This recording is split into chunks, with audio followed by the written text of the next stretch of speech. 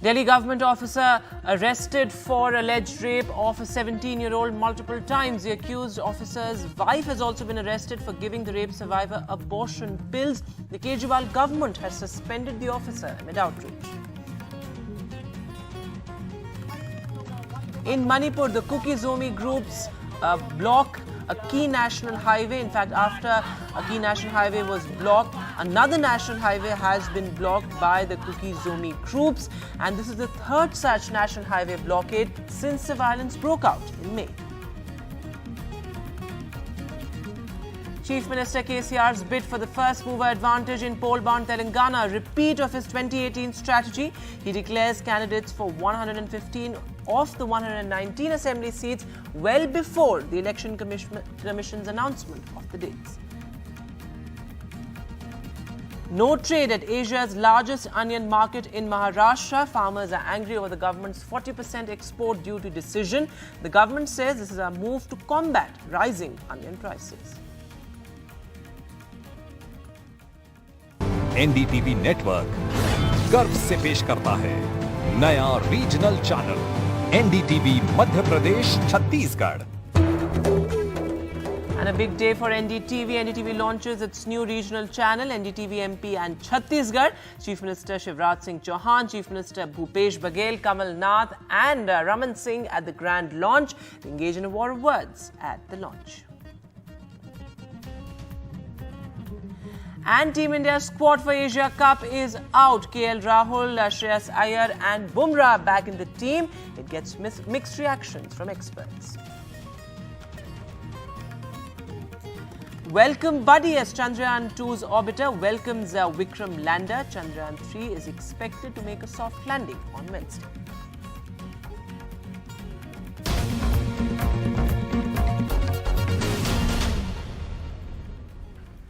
Our top story, a senior official with the Delhi government and his wife have been arrested by the Delhi police after the officer was accused of raping a minor girl, his friend's daughter in 2020 when she was 14 years old, and this multiple times, and she was impregnated as well allegedly. In fact, the police say that the official's wife gave the teen abortion pills when she was impregnated. The teen is in severe depression as per the doctors. The officer, who ironically was with the Women and Child Development Department, has been suspended by the Kejriwal-led government. Senior Delhi government official Premoday Khakha and his wife arrested by the Delhi police. After Khakha, an officer on special duty with the Women and Child Development Department, was accused of raping a teenager, his friend's daughter, repeatedly over a 5-month period from October 2020 to February 2021. The teen was 14 at the time of the alleged crime and was living with Khakha and his wife after the death of her father, who was known to the accused. Khakha's wife allegedly gave the teen abortion pills after she became pregnant to keep the matter under wraps. After suffering repeated panic attacks earlier this month, the teen's mother admitted her to hospital where she detailed the incident before doctors.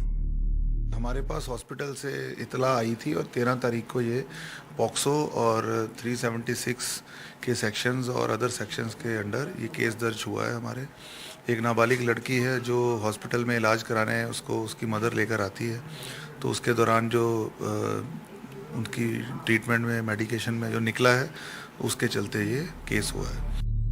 The allegations against the officer have sparked massive outrage, with Delhi Chief Minister Arvind Kejriwal moving to suspend him.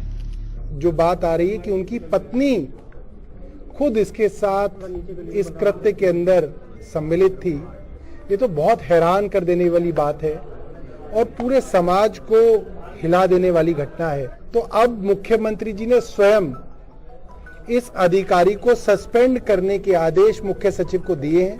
सख्त से सख्त सजा इसके अंदर होनी चाहिए. The Delhi police say the teen survivor is not in a condition yet to give a statement before a magistrate.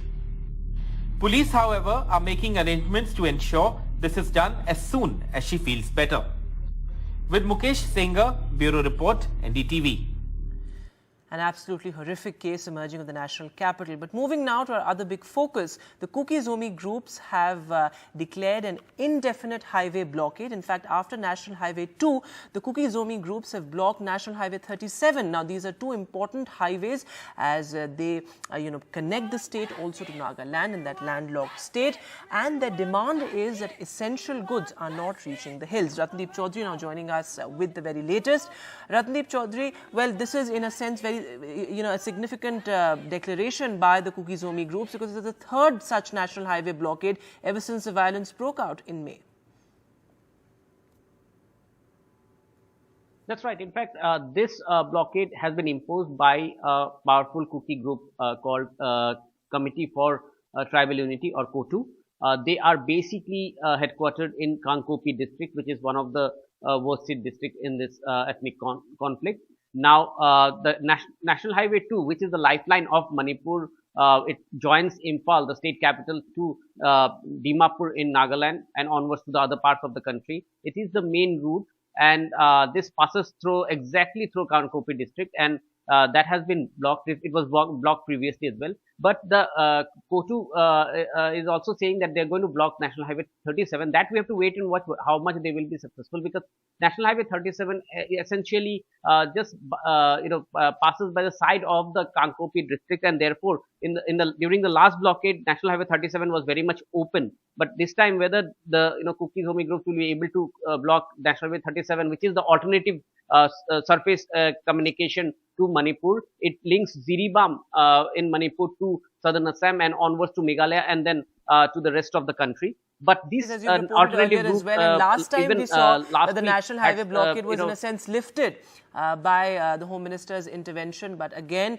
for the third time, two key national highways have been blocked. Thanks very much, Ratnadeep, for joining us with the very latest. And moving now to the big political headline. Well, in poll-bound Telangana, Chief Minister KCR and his bid for the first mover advantage. He's announced BRS candidates for most of the assembly seats, 115 of the 119 assembly seats. He will be contesting himself from 2 seats, from Gajvel and Kamareddy. And well, this is a repeat of its 2018 strategy. Well, Uma Sudhir has this report.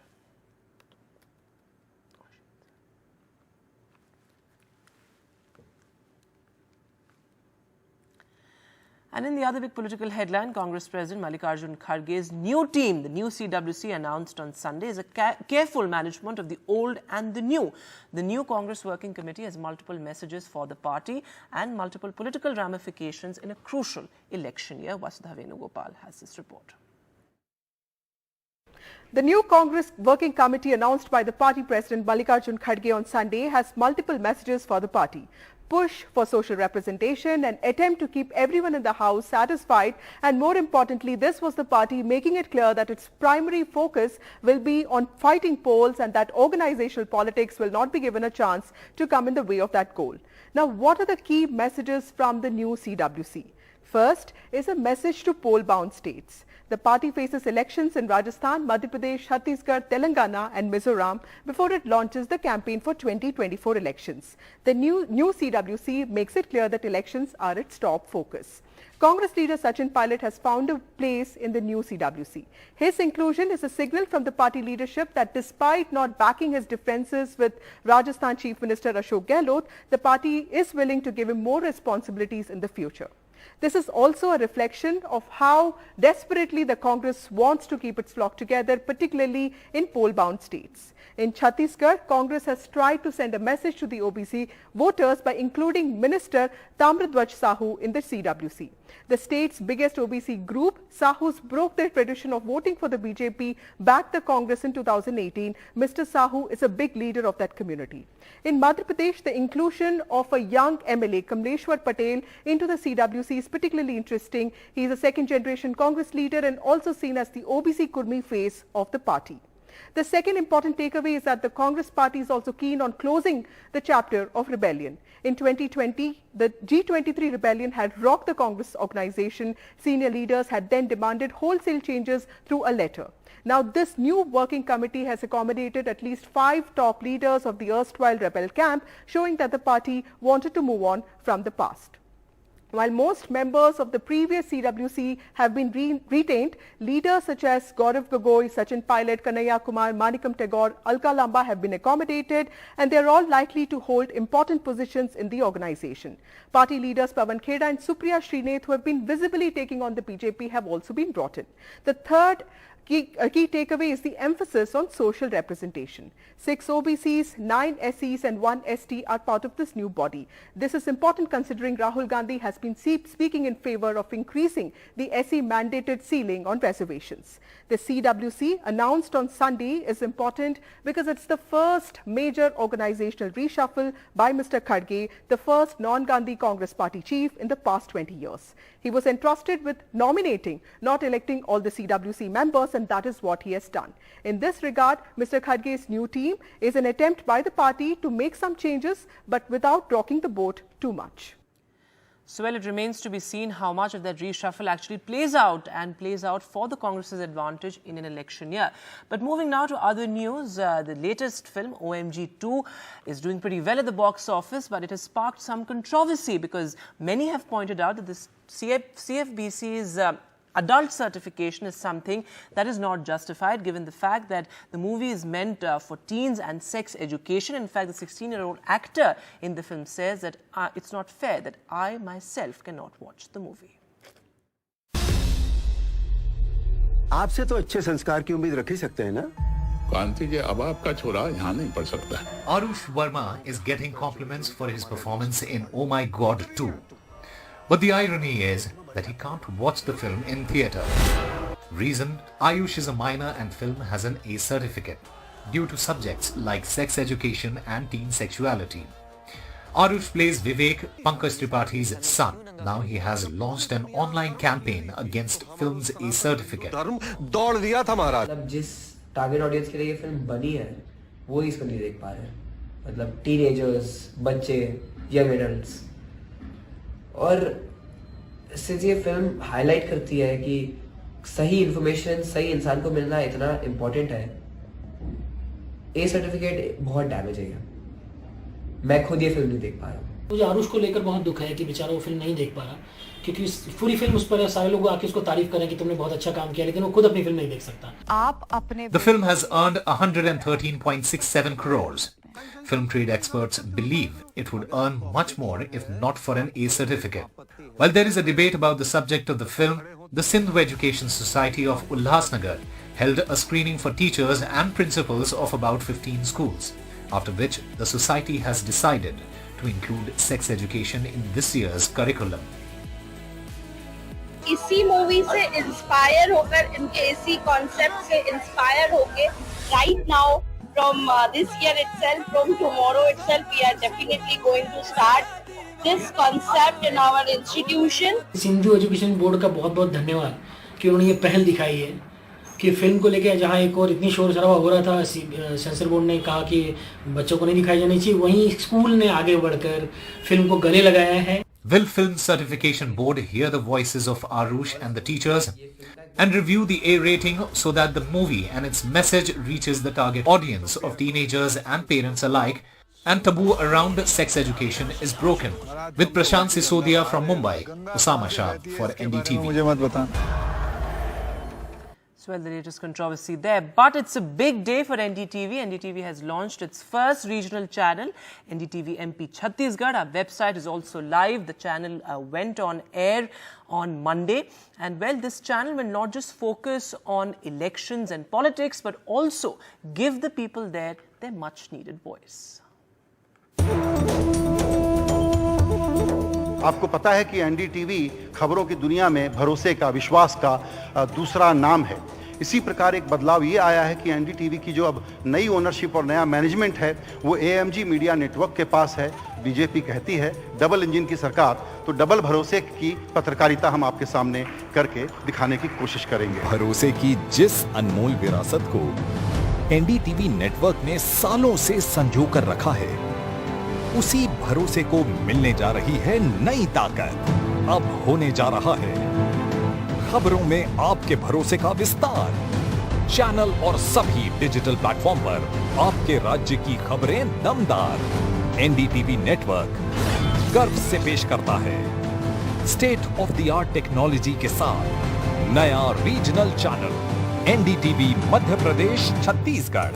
Team NDTV का मैं मध्य प्रदेश की धरती पर हृदय से स्वागत करता हूं और मैं इस बात के लिए भी आपको धन्यवाद देता हूं कि आपने अपने गुलदस्ते का पहला फूल मध्य प्रदेश को दिया है।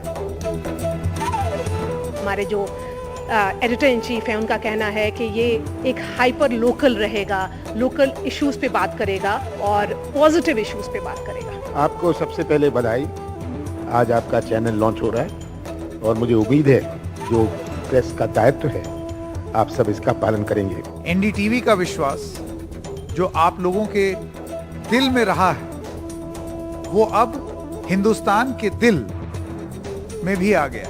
छत्तीसगढ़ और छत्तीसगढ़ी अस्मिता, छत्तीसगढ़ियावाद, ये अब एक हाउस होल्ड चर्चा का विषय बन गया है। छत्तीसगढ़ राज्य बना भी तो 3 साल तो बनने में निकल गया, लेकिन लोग महसूस ही नहीं कर रहे थे कि हम लोगों का अपना अलग राज्य बना है। भाषा के हिसाब से राज्य बन गया, लेकिन सांस्कृतिक रूप से आज भी वो संस्कृति जीवित है। छत्तीसगढ़ के पूर्व मुख्यमंत्री हमारे साथ हैं, रमन सिंह जी, बहुत बहुत स्वागत है डॉक्टर साहब आपका। मैं बहुत सारी शुभकामनाएं एनडीटीवी छत्तीसगढ़ मध्य प्रदेश लॉन्चिंग के इस अवसर पे शुभकामना देता हूं, बधाई देता हूं और छत्तीसगढ़ देश के सामने किस प्रकार हम प्रस्तुत करना चाहते हैं, एक सार्थक भूमिका एनडीटीवी के उस पर रहे और निश्चित रूप से जो हमारा अनुभव है इस पे आप सफल हो, ये मेरी शुभकामना है। आप देख रहे हैं एनडीटीवी मध्य प्रदेश छत्तीसगढ़।